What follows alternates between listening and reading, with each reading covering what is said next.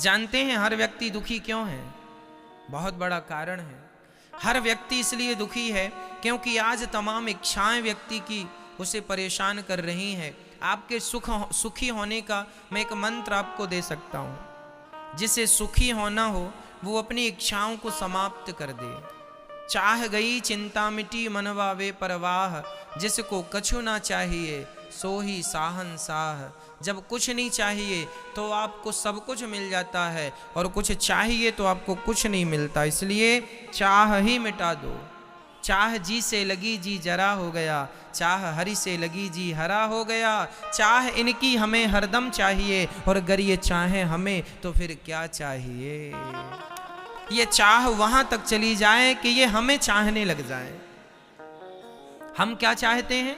हम संसार के तुच्छ प्राणी हैं। हम पत्नी पति परिवार बेटा बेटी मकान पद प्रतिष्ठा, हम घर दुकान मकान के पीछे पड़ रहे हैं। अरे भगवान को चाहो। ये संसार का चाहना कोई चाहना है? किसान गेहूं बोता है तो गेहूं तो काटता ही है, पर गेहूं के संग एक चीज उसे फ्री में मिलती है। क्या क्या? भूसा, भूस। जैसे किसान भूसा के लिए गेहूं नहीं बोता, बोता है गेहूं के लिए, पर गेहूं तो मिलती ही मिलती है, संग उसे फ्री में क्या मिलता है? भूसा। उसी प्रकार ये मनुष्य का शरीर तुमने भगवान को पाने के लिए जन्म लिया है, भगवान को पाने के लिए मनुष्य का शरीर धारण किया है। अरे भगवान को पाने के लक्ष्य से चलते रहो तो संसार का सुख वैभव प्रतिष्ठा पति पत्नी बेटा बेटी भूसे की तरह है, ये तो मिलेंगे ही। अरे गेहूं मिलेगी तो भूसा जाएगा कहाँ? भगवान मिलेंगे तो ये संसार का सुख जाएगा, ये तो मिलेगा ही मिलेगा। लेकिन विडंबना ये है कि हम उस भगवान को छोड़कर भूसे के पीछे भाग रहे। हमें तो भूसा दे दो, भूसा दे दो। ये पत्नी पति बेटा बेटी पैसा पद प्रतिष्ठा जिसके पीछे आप भाग रहे हो, मैं ये नहीं कहता कि पैसे ना कमाओ, कर्म करना बुरा नहीं है, पैसे कमाना बुरा नहीं है, पर उस पैसे में आसक्ति रखना बुरा है। समझ रहे हैं? दो बातें हैं यहां पर। नहीं समझोगे सही तरीके से तो मेरी बात का गलत अर्थ हो जाएगा। पैसा कमाना बुरा नहीं है, मैं ये नहीं कहता कि आप हाथ पे हाथ रखे बैठ जाओ, ऐसे में तो अकर्मण्यता आ जाएगी।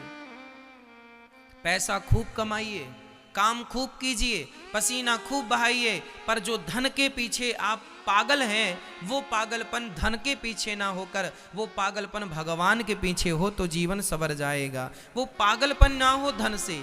हम ये नहीं कहते कि पैसा ना कमाओ, खूब पैसा कमाओ, भगवान करें आपके पास करोड़ों हो अरबों हो खरबों हो, लेकिन उसमें रत्ती भर भी मोहब्बत ना हो। प्रेम तो भगवान से ही हो। पैसे से प्रेम कर लोगे तो किसी का कोई फायदा नहीं है। बताओ, कर लो ना पैसे से प्रेम, है तो आप लोगों को पैसों से प्रेम, क्या फायदा हुआ? और मीराबाई ने पैसों से मोह हटाकर भगवान में मन लगाया। सदियां बीत गई, मीरा भले लोग कहते हैं मर गई, पर आज भी भक्तों के हृदय में जिंदा है। इसलिए मीरा की जयंती तो मनाई जाती है, विवेकानंद जी की जयंती तो मनाई जाती है, पर बड़े बड़े लोगों की टाटा बिरला अडानी अंबानी की जयंती नहीं मनाई जाती। मेरे भाई, पैसे वालों की जयंती नहीं होती। जो भगवान को प्राप्त कर लेते हैं उन्हीं को लोग याद करते हैं। धनवानों को कौन याद करता है? आज हैं कल नहीं रहेंगे, कौन याद करेगा? पर भक्तों को तो सदियां बीत गई, आज भी याद किया जाता है उसी सम्मान के साथ। हाँ या ना? इसलिए जीवन में सार तत्व हम आपको समझा रहे हैं कि परिवार बुरा नहीं है, उस परिवार से जो अटैचमेंट है आपका वो बुरा, हम उसके लिए मना कर रहे हैं। जीवन में सुख का मूल क्या है? सुख का मूल है इच्छाओं का परित्याग करना। जी जो है हमारा मन, इनसे लग जाए। ये जो इच्छाएं हैं हमारी संसार को पाने की, ये संसार को पाने की इच्छाएं समाप्त होकर बस भगवान को पाने की इच्छाएं हो जाएं कि कन्हैया तुम्हें एक नजर देखना है, जिधर तुम छिपे हो उधर देखना है।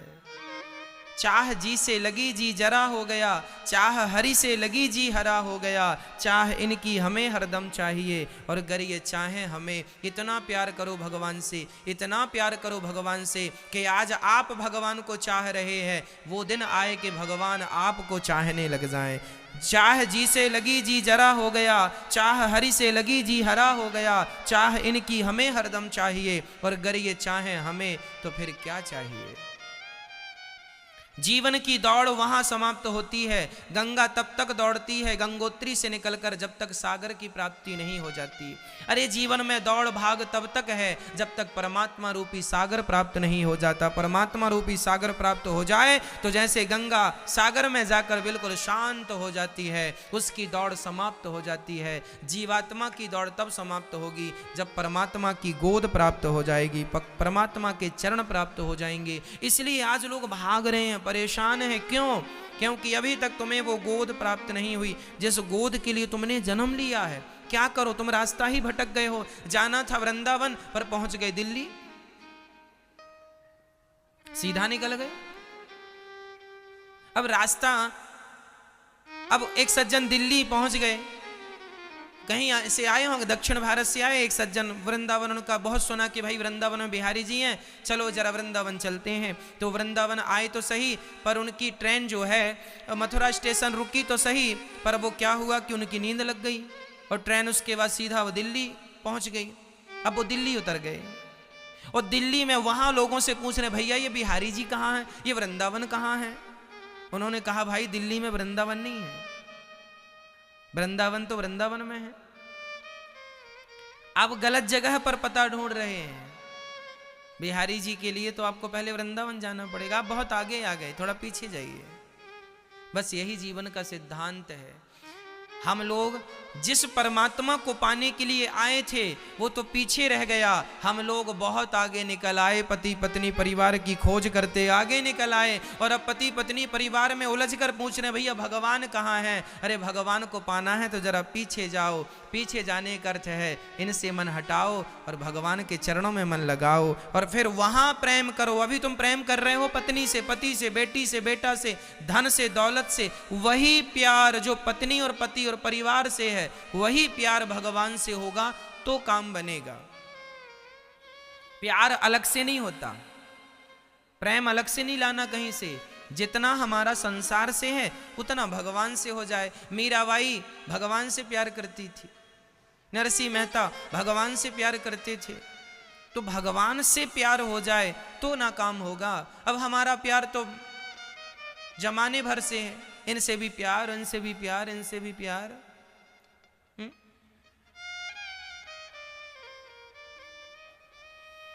हमारी मैयाएं,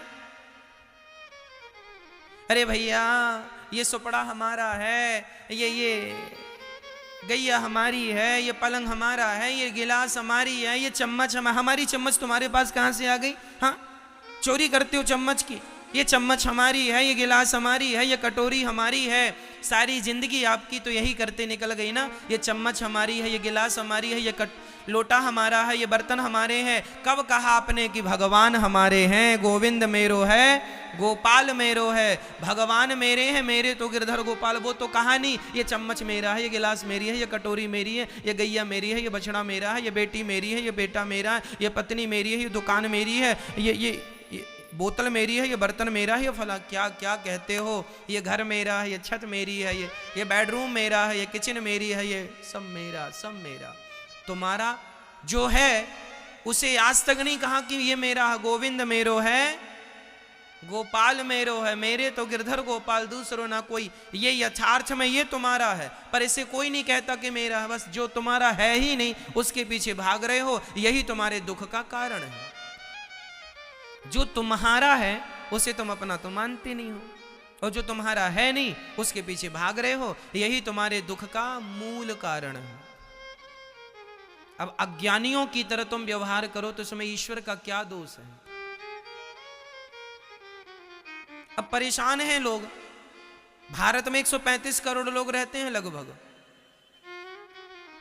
सभी लोग परेशान हैं, कुछ लोगों को छोड़ के। क्यों परेशान है? इसलिए कि जो तुम्हारा है नहीं उसके पीछे भाग रहे हो। कह दो अपने दिल में हाथ रख के किसी वस्तु को, कह दो कि ये वस्तु मेरी है। अरे वस्तु की छोड़ दो, ये शरीर जिस पर तुम बैठे हो ये भी तुम्हारा नहीं है।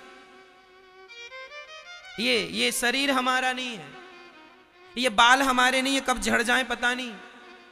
ये रोम हमारा नहीं है, कब झड़ जाए पता नहीं। ये हाथ हमारे नहीं है, कब काम करना बंद कर दें पता नहीं। आंख हमारी कब फ्यूज हो जाए पता नहीं। कान हमारे कब पंचर हो जाए पता नहीं। और तुम कह रहे हो गिलास हमारी है, चम्मच हमारा है, कटोरी हमारी है, झुमका हमारा है, साड़ी हमारी है।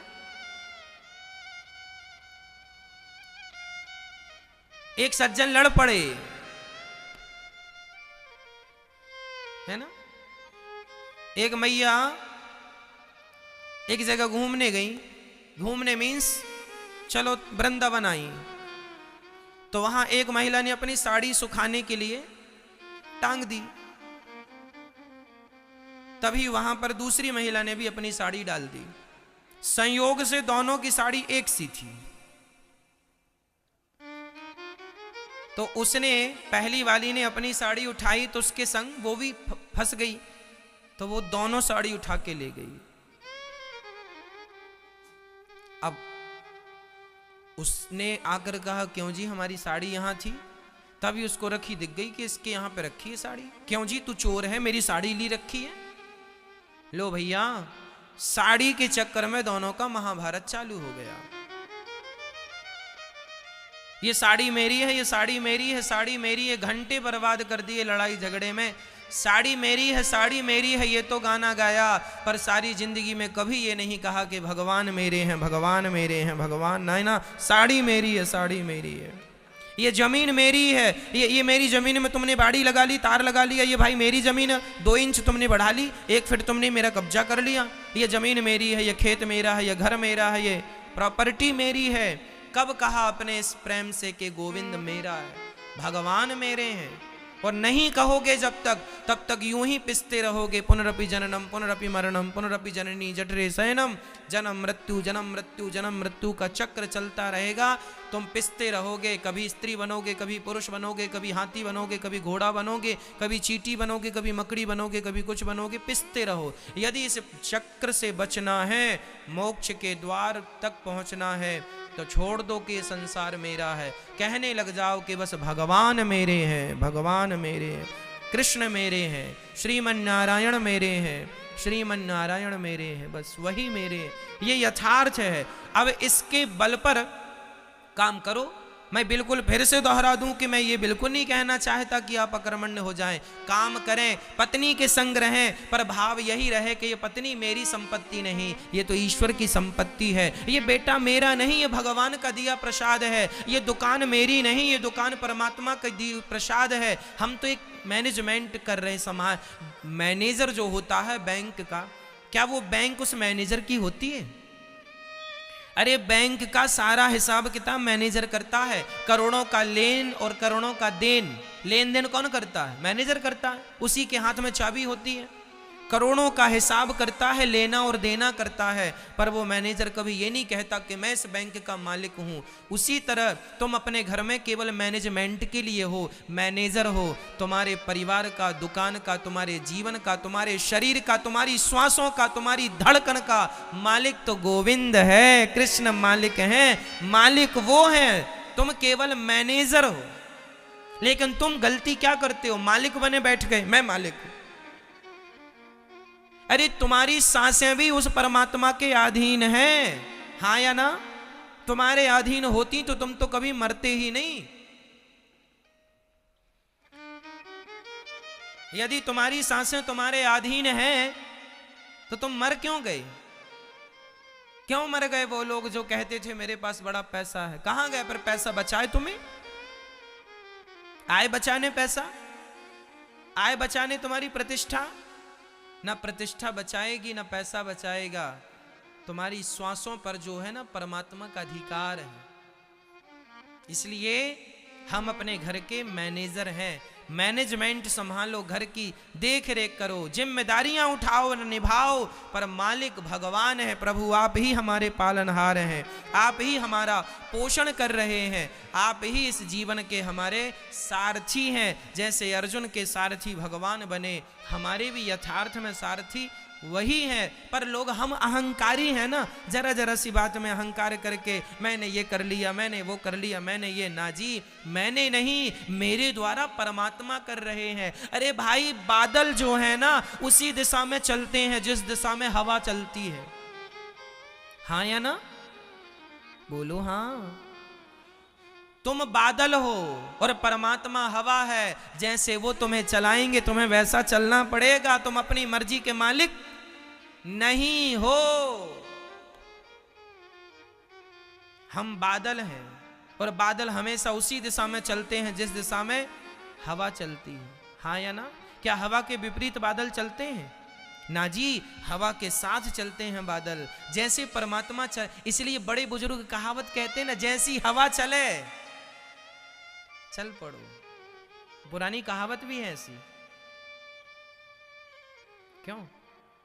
तो परमात्मा, यदि आज तुम्हें कोई दुख आया है तो समझ लो कि परमात्मा की हवा ऐसी चल रही है, इसलिए दुख आया है। तो दुख को ही परमात्मा का प्रसाद मान लो। कभी कभी ककड़ी कड़वी होती है ना जी, ककड़ी कड़वी, तो रोज मीठी मीठी खाए तो आज कड़वी खा लो। ईश्वर की आज हवा ऐसी चल रही है कि आपके जीवन में दुख आया है, संकट आया है, तो उसकी प्रसन्नता में प्रसन्न रहो। जैसे रखे राम जी रहना चाहिए।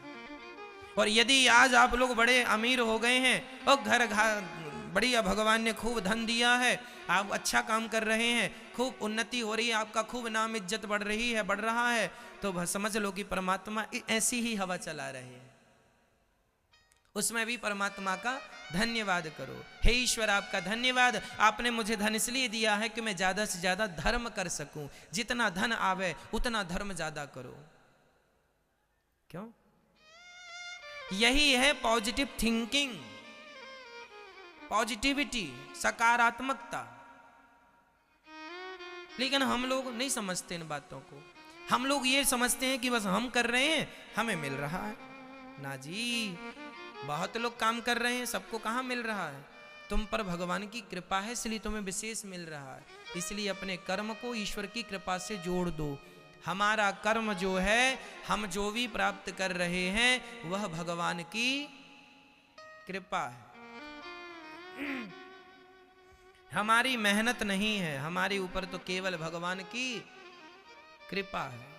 सदा उसकी कृपा का अनुभव करते रहो। फिर भगवान, हमारे गुरुजी कहते हैं कि तुम्हें पुण्य का फल चाहिए तो फिर पाप का भी फल मिलेगा, और पुण्य का फल नहीं चाहिए तो फिर पाप का भी फल नहीं मिलेगा। इसलिए हम कहते हैं ना पाप का फल हम ना हम पाप करें ना हम पुण्य करें, हम केवल परमात्मा का चिंतन करें। और जो यथार्थ में शास्त्र आदेश दे रहे हैं कि किसी का दिल नहीं दुखाना, किसी का हम दिल ना दुखाएं। अब किसी का दिल ना दुखाने में ये पुण्य है कि पाप है मैं नहीं जानता। मैं सबकी सेवा करूं, अब ये पुण्य है कि पाप है मैं नहीं जानता। ना मैं पाप जानता ना मैं पुण्य जानता। मैं तो केवल किसी को रोता हुआ ना देखूं, मैं तो सदा लोगों की सेवा करूं, लोगों पर दया करूं। जो ये कर रहा हूं मैं अच्छे काम करता रहूं। अब ये पुण्य है कि पाप है, ये परिभाषा ये गणित परमात्मा लगाएगा। हम अपना अच्छा कर्म करते रहें, ना अच्छे की अच्छा लेने की कामना करें। हमें कोई फल चाहिए ही नहीं, हम अच्छा करेंगे सब काम, लेकिन हमें उसके बदले कुछ चाहिए नहीं। भगवान से कुछ ना मांगो। मैं अगर मांगूं तुझे तुम न देना मुझे, वरना प्रेमी नहीं मजदूर हो जाऊंगा। कुछ ना चाहिए, चाह गई चिंता मिटी मनवा बेपरवाह।